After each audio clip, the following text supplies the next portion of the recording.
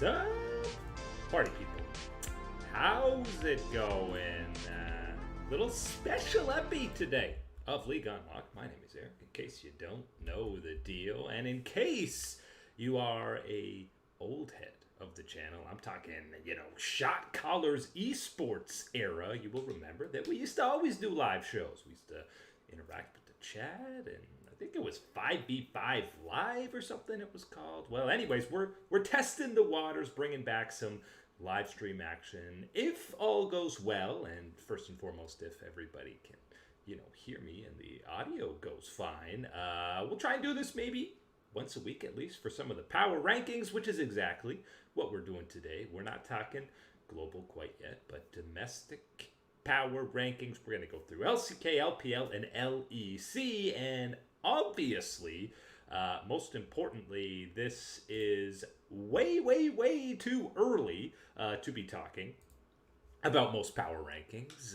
because, squads have played maybe a single series or maybe a single or 3 games if you're talking about the LEC. So yes, I understand it's way too early to be doing this, but that's not going to stop us. We're still going to do it and be completely wrong in a couple weeks when we revisit these. But we're just going to go through. If you want to pop anything in the chat, ask any questions, just a little chitty chatty, that's absolutely why we're here. But we're going to start in the LCK, and we're trying again where we're going to go through tier lists on top of just the individual, 1 to 10 type of ranking. So we're going S, A, B, C, and some regions get the D tier. But we'll start on the best region and the best tier. That is S tier in the LCK, and that is, well, it's 2 teams right now that you're definitely should be talking about. That is Gen G and T1, both 2-0 on the start. Pretty dominant. You can see Gen G's gone the clean 2-0, haven't dropped a single game, whereas T1, it's taken a couple of games, or they've, they lost a game to DRX and dropped a game to Hanwha that they kind of maybe could have 2-0'd that one, but still 2-0 and feeling very good about both of these squads. Pace has fit in seamlessly so far to join T1 and Gen G. I mean, Chovy continues to be dominant. I think the biggest thing with Gen G through, again, 2 games, way too early, but they've, Canyon has looked way better, looked like his old self to kick things off. Again, easier schedule, blah, blah, blah. We're going to preface as much as we can, but he was the weak link, wasn't actually a weak link, but weakest link on Gen G last year, and very early signs he's looking pretty solid in that jungle spot. So feeling very good about both T1 and Gen G, as they will probably hang out at the top of the table for, the entirety of this regular season and maybe into playoffs. But they are not the only undefeated teams, and they're hanging alone at S tier, but chilling in that A tier zone are a couple of dominant squads in their own right, especially when you're talking about D plus Kia. And obviously you'll see that is not actually Ruler. That is in fact Showmaker. Who's the graphics guy who did this? Spoilers. It was me. That's not Ruler, that's Showmaker, who, by the way, has a 54, that's right, 5-0 KDA through the first 2 series for D+, who have absolutely dominated in their first 2 series. Problem is, and why we haven't bumped them into that S tier quite yet, is because that was against the DN Supers, and the Hanjin Brion, I guess it's just Hanjin Brion. There's no bro to be had, but it's against the 2 bottom feeders in the LCK so far. So we're not too hyped. Well, I'm actually pretty hyped, but we're not getting too out of control yet. But 26-minute average game time, like 3 minutes faster than anybody else in week 1 in the LCK. D+ has looked real good. And then BNK Fear X, I think you got to include on that table alongside them. We've seen, this is the same 5 coming back for them. And you've seen them really say, Diablo, this is why we want you on the squad. My man has far and away the highest goal percentage of anybody through week 1. And again, the stats are kind of arbitrary this early on in the year. But still, they have shown that they want to play through him, and they have looked pretty damn good while doing it. So I think deservedly so in that A tier. Could they get to S tier? Hard pressed to say, although there is a bit of a void with a certain squad not being there. But D plus, they keep things up. It looks like Career and Smash have shored up a lot of the bot lane issues, or all of the bot lane issues that they had last year, and even maybe some of the communication stuff that, Barrel, we love to call him Mr. General, but it wasn't it last year for D+. So maybe this new bot lane can really take them to the heights that we so desperately cling to D+, hopefully reaching.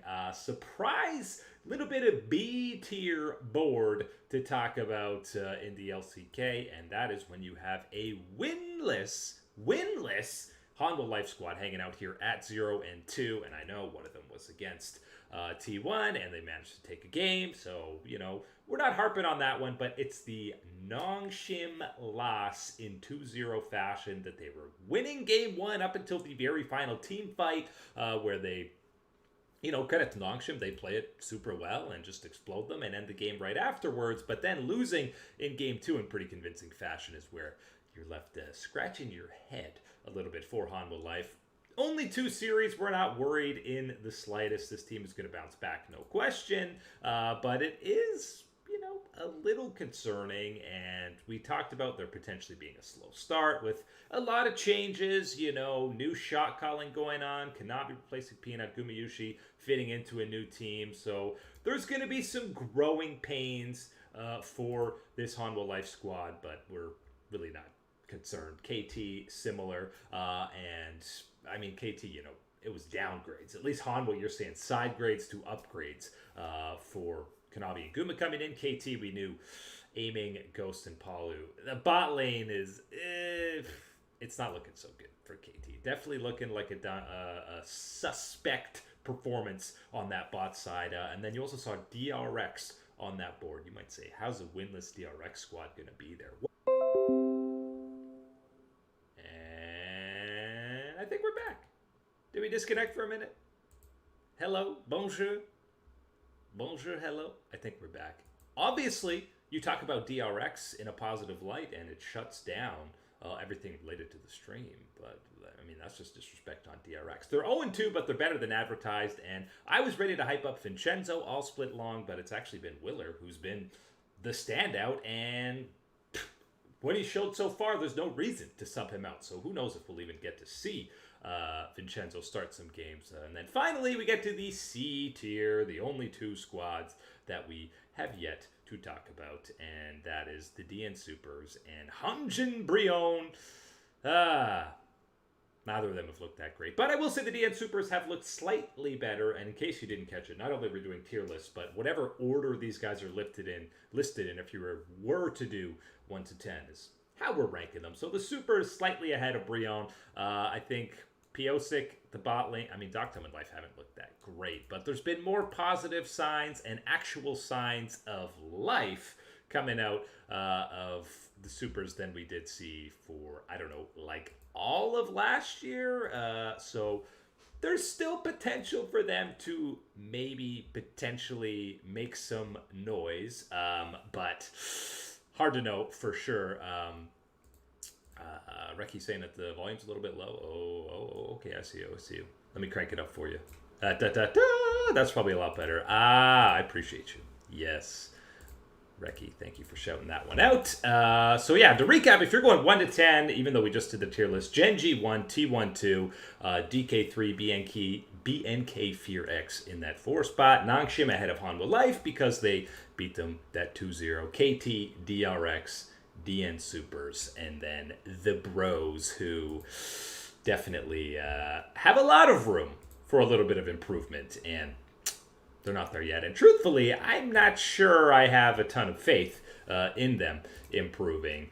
We go over to the LEC now, and the LEC is a whole lot messier. And that is, well, it's for a lot of reasons. But first and foremost, it's because there's 7 teams tied at 2-1. So that obviously complicates things a little bit, as how do you possibly break these up? And it's only 3 best of 1s that we've even seen these guys play. So what are we really going off of here, guys? How are we putting anyone in S tier? And truthfully, I wasn't sold on putting anybody into S tier because even Koi and Carmine Corp here have had duds, as you would say. Koi had the one against Shifters where they dropped it. And Carmine Corp wasn't really a dud, but it wasn't incredibly convincing in their first two wins. But we gotta give the LEC at least something to be excited about. So we say this is your S tier. Koi and Carmine Corp look like they have the most potential and have hit the ground running. Really, it should be you're feeling good about the entire middle of the pack of the LEC because the middle of the pack is so damn thick. Busio and Kaliste still looking like they're going to be the best bot lane in Europe, and it's also looking like Kana will probably be the best top laner. There's a lot of things to feel very positive about Carmine Corp, and you did get to see the duality of your boy Supa in the bot lane for Movistar Koi, which if you can just get a middle in between him saying he's, better than Deft and actually looking like the best AD carry in Europe and looking like he's the worst AD carry in Europe. If we can just get that consistency somewhere in the middle for Supa, then I will be feeling very good about what we get out of Koi going forward. After S tier is where it got a little confusing, or gets a little confusing for the LEC, because you're going, okay, who are you slamming into A tier? We went with Fnatic and Na'Vi. Obviously, Na'Vi lost that head-to-head against Fnatic, and Fnatic, Vladdy has looked good since he subbed in, and Empiros has also looked pretty good. I would say an upgrade over Oscarinen off the incredibly small sample size of 3 games. But positive signs for Fnatic, more positive for Na'Vi. They should really be 3-0. There's a couple squads that could be 3-0, but I think both Poby and Vladdy looked great in their debuts with their new squads. LEC only, we already did LCK. We're gonna do a little LPO afterwards as well. The smelly smell. But Fnatic, Laspa coming in for Mickey, I know was a question mark for many, myself included. And I'm absolutely not sold on it after 3 games coming out, but at the very least, Fnatic's impossible. There's really no reason to even grade them in the regular season. They're a bit like D plus Kia of the LEC, where until you're actually beating the top teams in a best-of series, I ain't going to be convinced. So I ain't convinced with Fnatic. They probably should have lost to Las Ratones in their very first matchup if LR actually was able to, Well, if they were a better team, they should have probably lost that. They obviously didn't, and here they are sitting at 2-1 in that 7-way tie. And again, think of how fluctuating this LEC rankings are going to be when you're doubling your games played every week, or it's a little ridiculous. But that's why it's fun, because everything fluctuates so much. And when you go next tier up to the B tier in the LEC, you're going, okay, look at that. More 2-1 squads. Team Vitality and Team Shifters. And again, whatever ranking we put them on the board, I put them slightly ahead. So Vitality ahead of G2 and Team Shifters. And Vitality, Knock is quietly a top 3 top laner. Not quietly. I think people are talking about him more in that capacity, but he is a top 3 top laner. I know the 2 wins for Vitality were against SK and Carmine Corp Blue, so not exactly anything to rave too much about, but they look damn good in those 2 wins. They dropped a game to Na'Vi, who actually looks pretty decent. So far, good signs for Vitality. G2, we're kind of getting the benefit of the doubt for being G2, because let's face it, their 2 losses were pretty abysmal, and they looked much better in their last game of the weekend, but still, give them time to ramp up. They'll be absolutely fine. Shifters is a squad that really, they got the win against Koi. I'm calling that more a dud from Koi than anything else, but they could easily be 3-0, which would be a little bit insane if not for that throw against Giant X.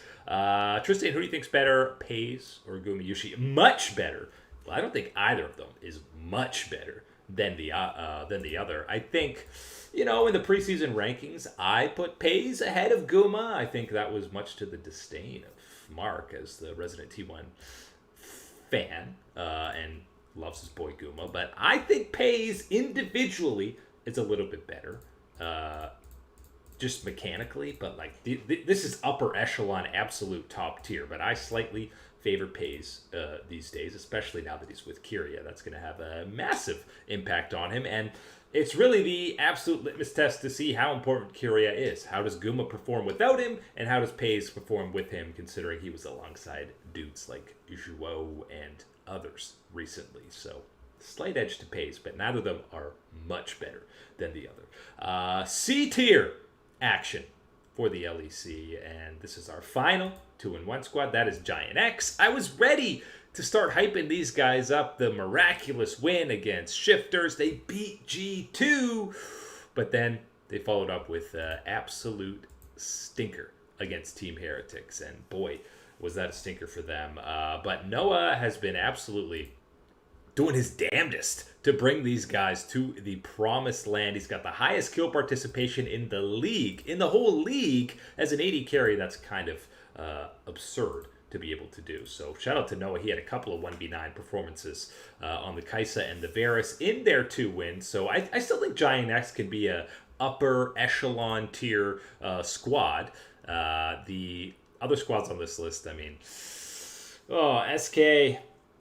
what do we think? I mean, somehow Leader goes Deathless and Styles on Fnatic, and then is down 70 CS on Aurelion Sol and gets absolutely bodied by G2. So SK is definitely messy. Skeens got gapped by Skewmond. They were clearly outmatched, as that looked more like the G2 we came to expect coming into this year. But really, Wonder's been the saving grace or best member of SK very early on. He's had great laning phases on Ambessa, and then the Kennen, obviously a range versus melee matchup.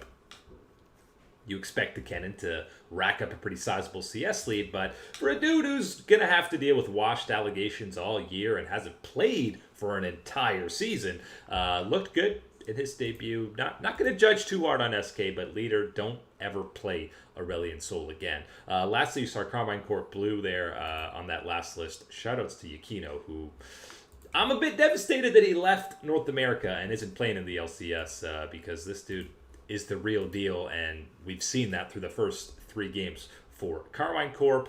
Then we get to a rare D tier. I believe the LEC is the only one we even needed to bust out the D tier, but that is where Heretics and Los Ratones are, and you'll say, okay, the only winless squad, how they're going to be ahead of Team Heretics? Well, call me, maybe it's a little bit biased, and they are the only squad without a Baron. 7.7 kills per game is 3 less than Heretics, who were second last on that list. But, there were signs of life against Carmine Corp, who's a good team, against Fnatic, who's... Listen, they had leads or opportunities to take control of the game in all 3 games and just kind of had some egregious positioning errors, getting caught out, some yucky plays, and this will come with time. Velia's a rookie coming into this year, so you've got to give them a little bit more time, and I'm not ready to completely write them off. And again, the Heretics win against Giant X, it's best of 1 volatility. I still think Los Ratones are better than Team Heretics are showing right now. So give the boys some time. It's not all doom and gloom yet. All you got to do is finish top 8 and make some noise. But yes, Velia and Crowny need to lock in, because basically 2 of the 3 losses that they got were them just being caught out in no man's land, contesting something they shouldn't, or just being somewhere that they shouldn't. So give it time, and they'll fix up some of these issues, hopefully, probably. Otherwise, it's going to be depressing watching Cadrill's stream and other, just LEC matches with the Ratones boys. But I digress. We go over to the LPL now, where we're not going to do the full, 12 teams for LEC versus. A lot of extra power rankings to get to. We're not going to go through the full LPL listings because there's just, we're not going through the bottom tier groups where squads are, a little bit weak, and truthfully, maybe you've only played one game and not worth talking about. And 7 teams at 2-1 in the LEC, you feel good about the middle tier because there should be at least difference, a handful of decent squads. I don't feel that way about the middle tier of the LPL, and I don't feel that way about anybody outside of the lone squad hanging out on that S tier board, and that is Billy Gaming, who easy consensus 4-0. You're crazy if you're not talking about them at the top of the table, not purely just because of their standings, but how dominant Knight and Bin have been so far. How about Knight getting player of the match in 6 of their 10 games played and player of the series in 3 out of 4? He has been an absolute man on a mission, and I mean, he was throughout most of 2025 as well. So I'm excited to see Knight at this high level. I think Mark and I both were like, it's going to be a slow start for BLG. Maybe they don't win the split. I know it's only 4 series, and they still might not win the split, but Jun has fit back in even better than anticipated, for me at least. Viper was going to be Viper in here, but Knight looks angry again, and there's really nobody close to his level when you look at other mid laners in the LPL. Maybe Shanks. Cream is kind of a slow form right now, so there's really no rival for him, which means probably an easy MVP, or at least lock it in all pro performance out of him. It's a little bit sad that there's, this isn't the Xiao Hu and rookie eras of old where they were actually, top tier levels or anything. So a little bit concerning that he's not going to be tested at all. And I'm a little concerned that BLG isn't going to be tested at all. And we're going to get a repeat international performance out of the LPL. Unless some of these A-tier squads can step up a little bit, and I think there's only 2 that deserve to be on that list, and that is Anyone's Legend and JD Gaming. AL, I know they've dropped 2 series already, but you saw in their most recent matchup against IG that these guys are, they're still the same 5 from last year. They're still going to be the main, probably contenders or rivals to BLG. It's just, can Shanks match up against Knight, some of these other matchups, blah, blah, blah, blah, blah. But even without Tabe, we know this squad, what the ceiling is. The ceiling is the best performing international LPL team. And Tarzan, much like Knight, there's hardly any rival for him in terms of mid laners. It's the same for Tarzan in jungle. He was the only non-BLG member to be getting, that weekly all-pro honors alongside 4 other BLG members. So Tarzan, I think, going to run away with a lot of these jungle matchups and will be the de facto X factor for AL, which, spoilers, he pretty much was all of last year as well. The other squad on there, JDG, Demacia Cup finalists. How long can we milk that one and talk about that? Bad series against IG and pretty decent 2 other series. So Gala, it's really Gala's going to be elite. Can Hongq and Junjia find, a fraction of that form that they had throughout all of their time on the LCP, dominating, not even dropping a single series? You got to give this team a little bit of runway as well, because this is completely revamped. Most of the other top LPL squads have at least 2, 3, sometimes even 4 members that are returning back. So this is a full revamp, other than Jinjia and Hongq obviously having experience playing together. Other than that, Vampire's a young guy, so new synergy with Gala. Zhaozhu has probably right there, in I think you slot him, it's been Zhaozhu as your top 2, and maybe, Saburo coming in for IG, who we'll talk about in a couple of minutes. But right now it's been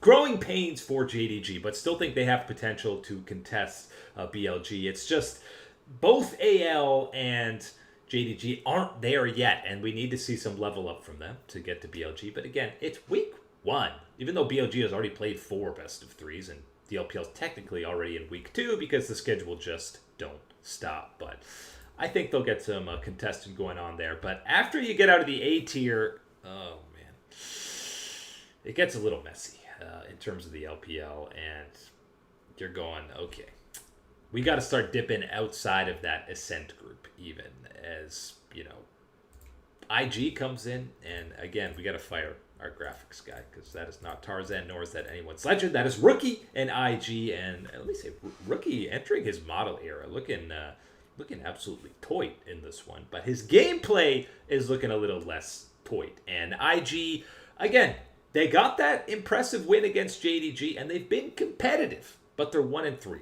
overall. So we're not exactly getting super excited. And Rookie is probably the one who you are most sus of right now, which is a little concerning. Photic has actually been pretty damn good. Saboro is more reliable and consistent than the Shy right now. And you'll see also on that board, we had World Elite, who is, again, outside of that Ascend group, but WE in the group Perseverance. I think as we get into playoffs, they're going to qualify for playoffs. They're going to eventually match up against some of these Ascend groups.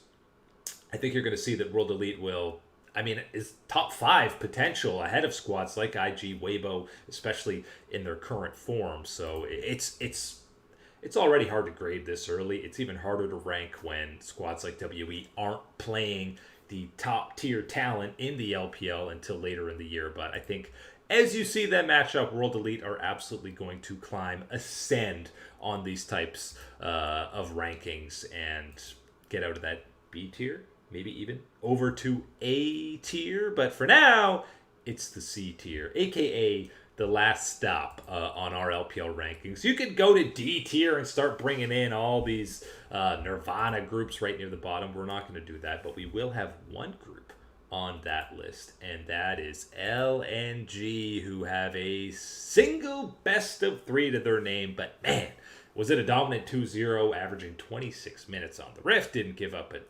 single tier, didn't give up a single tower, and Sheer Croco, Bulldog, 1XN, missing Edgar's their coach. This team is too good to be hanging out in that bottom group for the entirety of 2026. So it's only a matter of time before they climb their way up there, and I think they could surpass squads like Weibo, maybe even Top Esports. We know Jackie Love's not coming back. Nayu's been a little bit suspect, and Cream has had a rough start through their first couple of series. And listen, this trio of Cream, Xiaohu, and who are we talking about? Rookie. Those 3 should be main competitors, main rivals, top tier mid laners, and it has not been the case so far. So unfortunately, the top lane, Zika and 369, going to have to do some heavy lifting, and I feel a little bit bad for Elk on Weibo right now because that man really has to do a lot of heavy lifting on this one. And I know people were hyped up about the Weibo roster initially. They had this kind of, the series against Top Esports they just had, I didn't leave feeling much better about either of those squads, so definitely room to grow for both of them. The question is, can they do it? Weibo has the higher potential for sure, especially with Jackie Love not on the roster. But again, they lost their 2 sharpest teeth in JKL and Kanavi. So Top Esports, I'm not thinking we're going to be seeing, at least at the early international events. I've got a little bit more faith in Weibo climbing up, but we need a whole lot more consistency out of the middle of the LPL if they want to have any chance matching up internationally against the LCK. Because again, these way too early rankings, you look at the mid, we got Hanwha Life sitting at like number 6 at 0-2 in the LCK, and you know they're going to be bouncing back. But if squads like D plus Kia, BNK, Furex continue to play at the levels that they are this incredibly early,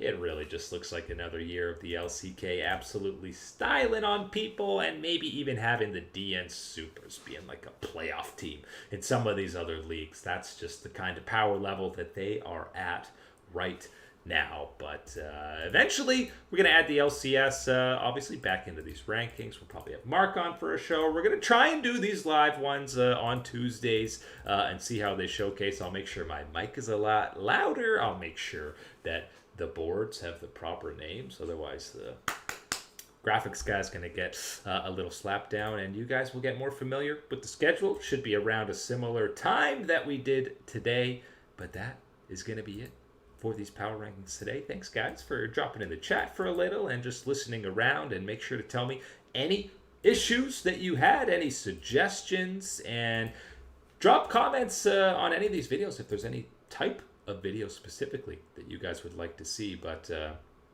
for now, you're all wonderful. Thanks for hanging out as always, and we will catch you